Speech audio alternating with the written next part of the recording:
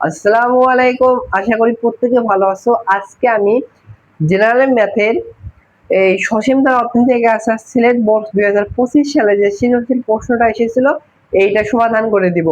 আমি তোমাদের সাথে আছি মোহাম্মদ নাজিয়াত হাসান। আমার চ্যানেলে নতুন হয়ে থাকলে চ্যানেলটি সাবস্ক্রাইব করে রাখবে, তাহলে এই প্রশ্নটা সমাধান করে দেওয়া যাক। দেখো, এই প্রশ্নে একটা সমান্তরাল ধারা দেওয়া আছে, তার বলছে প্রথম n তম পদের সমষ্টি দেওয়া আছে এবং আরেকটা গুণোত্তর ধারা দেওয়া আছে যার প্রথম পদ এবং তৃতীয় পদ দেওয়া আছে।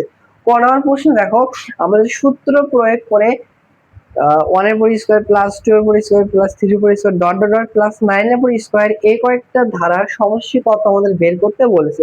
তো বোঝা যাচ্ছে 3 এর উপরে 4 এর উপর স্কয়ার, তারপর হচ্ছে প্লাস 5 এর উপর স্কয়ার, এভাবে 9 এর উপর স্কয়ার পর্যন্ত যোগ করলে যেইটা রেজাল্ট হবে ওইটা আমাদের ক্যালকুলেটর দ্বারা ডিরেক্টলি বসালে হবে না, আমাদের এখানে ফর্মুলা ইউজ করতে হবে। দেখো, এই ধারার কি দেখিয়ে দেখা যাচ্ছে বলো তো। এই ধারা কিন্তু একটা স্বাভাবিক সংখ্যার বর্গের সমষ্টি দেয়া আছে। সো আমরা জানি স্বাভাবিক সংখ্যার n তম বর্গের সমষ্টির n সংখ্যক পদের সমষ্টির ফর্মুলা হচ্ছে পদের সমষ্টি বা যোগফলের ফর্মুলা আমরা জানি হচ্ছে n into n plus 1 into 2n plus হচ্ছে 1 ডিভাইডেড হচ্ছে 6। অনেক অনেক ইম্পর্টেন্ট একটা, এই ফর্মুলাটা মুখস্থ রাখবো। তাহলে n কয়টা হবে? 9টা। এখানে বোঝা যাচ্ছে, দেখো স্বাভাবিক সংখ্যা 1 2 3 4 5 6 ইনকে 7 8 9 পর্যন্ত হবে। এই n এর পরিবর্তে বসবে 9 প্লাস এখানে হবে n প্লাস মানে 9 প্লাস 1 মানে 10 একবারে নিলাম। এখানে হবে 2 ইনটু 9 মানে 18 প্লাস 1 এখানে হচ্ছে 19 আর নিচে হবে হচ্ছে 6। 3 দ্বারা 9 কে কাটলে হবে 3, 6 কে ভাগ করলে হবে 2, আবার এই 2 দ্বারা হচ্ছে 10 কে কাটলে হবে 5। তাহলে এখানে কত হয় দেখো, 3 5 15 সাথে 15 সাথে হচ্ছে 19 গুণ হবে। সো এখন ক্যালকুলেটর ইউজ করতে পারো। তাহলে যদি হচ্ছে 15 সাথে 19 গুণ করি তাহলে হচ্ছে 285। সো এই প্রশ্নের অ্যান্সারটা হচ্ছে 285। আশা করি বুঝতে পেরেছো। এবার খ নাম্বার প্রশ্নটা সমাধান করে দেওয়া যাক।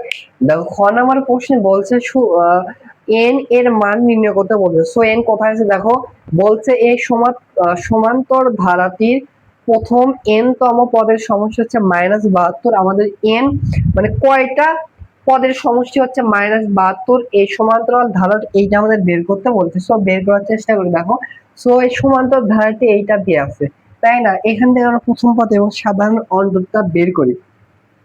তো দেখো, এখানে প্রথম পদ যেটা আছে এইটা হচ্ছে 30। সাধারণ অন্তরটাকে দিয়ে দ্বারা প্রকাশ করা হয়। বের করার নিয়ম হচ্ছে দ্বিতীয় পদ থেকে প্রথম পদ, মানে পরবর্তী পদ মাইনাস পূর্ববর্তী পদ। 11 থেকে যদি হচ্ছে -13 করি তাহলে আসছে হচ্ছে -2। আমরা জানি হচ্ছে সমান্তরাল ধারার প্রথম n সংখ্যক পদের সমষ্টির ফর্মুলা হচ্ছে n ডিভাইডেড 2। এবার হচ্ছে n ডিভাইডেড 2a প্লাস হচ্ছে n মাইনাস 1 ইন্টু হচ্ছে d। এখন প্রশ্নের মধ্যে বলে দিয়েছে প্রথম n সংখ্যক পদের সমষ্টি হচ্ছে -72। এখন সত্যমতে বা প্রশ্নের মধ্যে যেইটা লিখতে পারবো হচ্ছে সত্যমতে এই n তম পদের সমষ্টি এইটা সমান সমান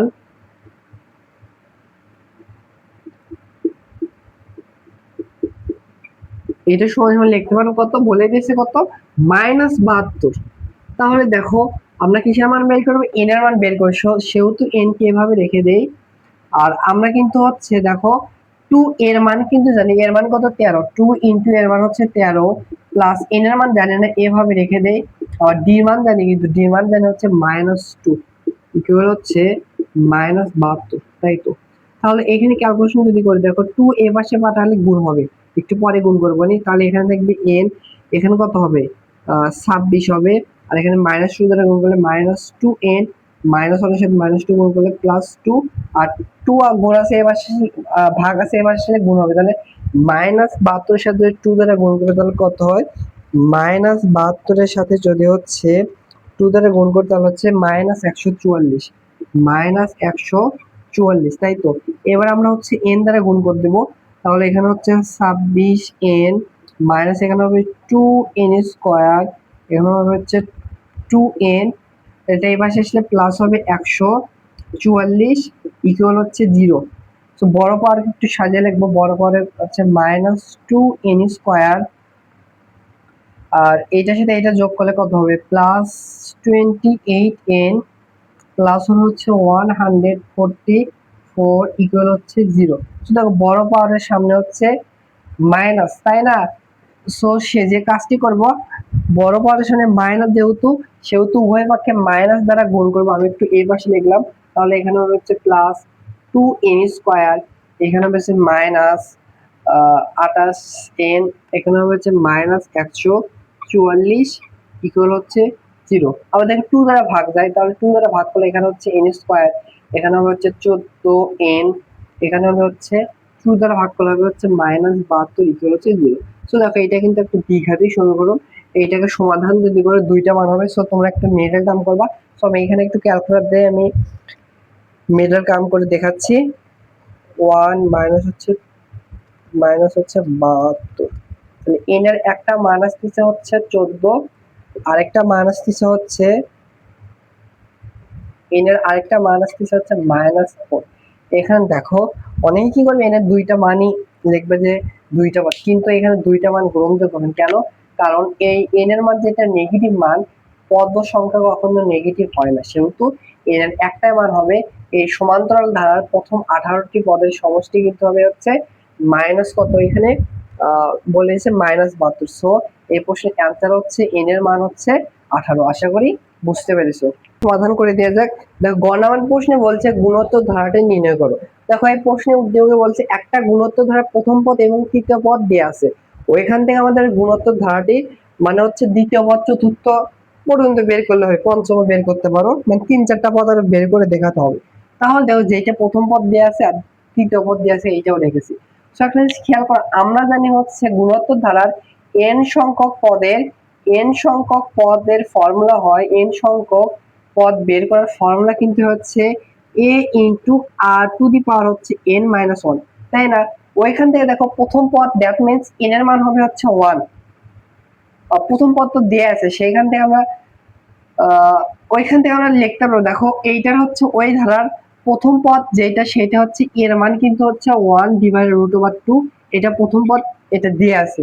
আর তৃতীয় পদ যেহেতু এই ফর্মুলা যদি ব্যবহার করি, তাহলে দেখো কি তৃতীয় পদের ক্ষেত্রে কি লিখতে পারবো, দেখো তৃতীয় পদের ক্ষেত্রে এর মান প্রথম পদ যেটা আছে সেটা বসালাম, আর আর ইন্টু এই n এর পরিবর্তে বসবে তৃতীয় পদের ক্ষেত্রে কিন্তু 3 মাইনাস হচ্ছে 1 ইকুয়াল তৃতীয় পদ কত দেওয়া আছে 1/√2, এটা বুঝছো? তাহলে এইখানে যদি হিসাব করি তাহলে দেখো যেটা হয় a√2 আর a√2 কারণ এখানে হচ্ছে r এর পাওয়ার হচ্ছে 2 আর নিচে হচ্ছে 1/4, বা এখানে দেখো হচ্ছে r এর মান আসবে হচ্ছে এ পাশে পাঠালে √1/8, দ্যাট মিন্স অর্থাৎ r এ কিন্তু দুইটা মান আসবে, প্লাস মাইনাস 1/8 কে লেখা যায় হচ্ছে 2√2, এভাবে লেখা যায়, তাহলে কিন্তু দুইটা মান আসবে। সো প্রথমে হচ্ছে আমরা r এর পজিটিভ মানগুলো বের করি। তাহলে দেখো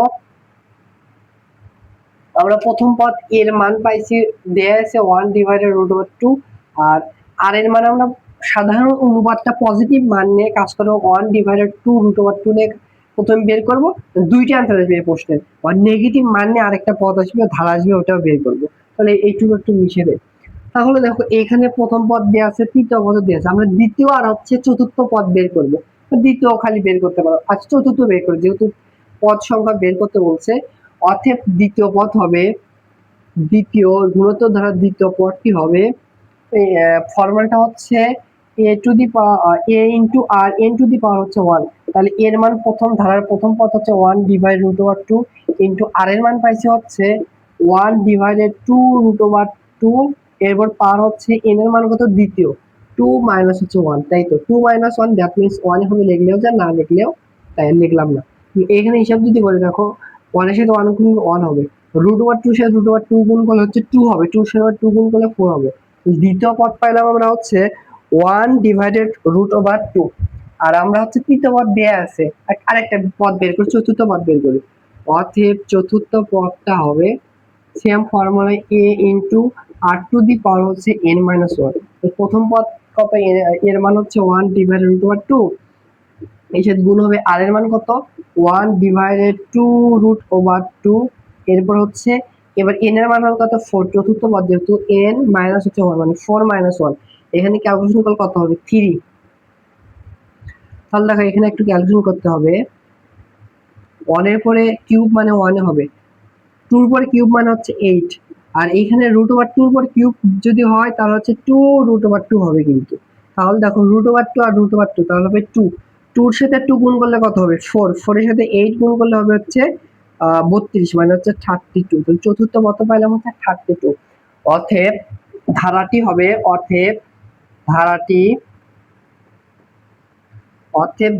হবে হচ্ছে প্রথম পদ হচ্ছে 1/√2 প্লাস দ্বিতীয় পদ কত বের করছি 1/4 প্লাস তৃতীয় পদ হচ্ছে দেয়া আছে 1/4√2, চতুর্থ পদ হচ্ছে এইটা 1/32 plus dot dot dot dot চলতেই থাকবে। এইটা একটা হচ্ছে ধারা পাইলাম এই পজিটিভ মান নিয়ে, সাধারণ অনুপাতের মান হচ্ছে পজিটিভ মান নিয়ে। এবার আমরা নেগেটিভ মান নিয়েও বের করা লাগবে আমাদের, যেহেতু প্লাস মাইনাস দুইটা মানে আছে। এবার আর এর মান আমরা হচ্ছে নেগেটিভ মান নেব। এবার আসলে কি প্রথম পদ হচ্ছে 1/√2, দুইটা সেমই থাকবে, বাট পরবর্তী পদগুলো আর এর মান যদি মাইনাস নেই 1/2√2, ওইখানে আর এর মান যে √1/8 ছিল ওইখান থেকে আমরা হচ্ছে দুইটা মান নিয়ে এবার দেখবো, মানে হচ্ছে এবার নেগেটিভ মানে হিসাব করবো। তাহলে প্রথম পদ যেটা ওইটাই থাকবে। এবার দ্বিতীয় পদ বের করে রাখো, দ্বিতীয় পদ সেম ফর্মুলা হবে a আর n⁴ হচ্ছে 1, এর মান প্রথম পদ 1/√2 হবে, আর এর মান কিন্তু এবার হচ্ছে -1/2√2। এরপর পার কত হবে n এর মান হচ্ছে 2 মাইনাস হচ্ছে 1, 2 মাইনাস হচ্ছে 1। তাহলে দেখি যদি এখানে হিসাব করি তাহলে 1 হবে, দ্যাট মিন্স মাইনাস, একই ক্যালকুলেশন যদি করো এইটা সেমই আসবে, মানে দ্বিতীয় পদ এইটা আসবে, বাট মাইনাস হবে সামনে -1/4। অনুরূপভাবে এবার চতুর্থ পদ যদি বের করি সেম ফর্মুলায় হবে, এর মান হবে হচ্ছে 1/√2 আর এর মান মাইনাস হবে 1/2√2।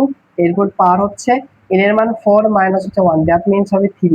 সো এইটুকু যদি ক্যালকুলেশন করো তাহলে এইটার মতোই হবে, চতুর্থ পদ যেইটা আছে এইটা আসবে, সামনে একটা মাইনাস হবে 32। তাহলে এই মান নিলে আরেকটা ধারাতে আসবে, প্রথম পদ হবে 1/√2, দ্বিতীয় পদ আসতেছে হচ্ছে -1/4।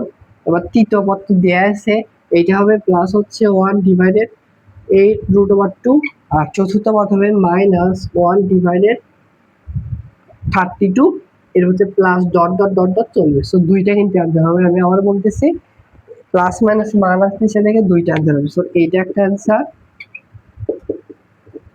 এইটা হচ্ছে আরেকটা অ্যান্সার। আশা করি বুঝতে পেরেছো।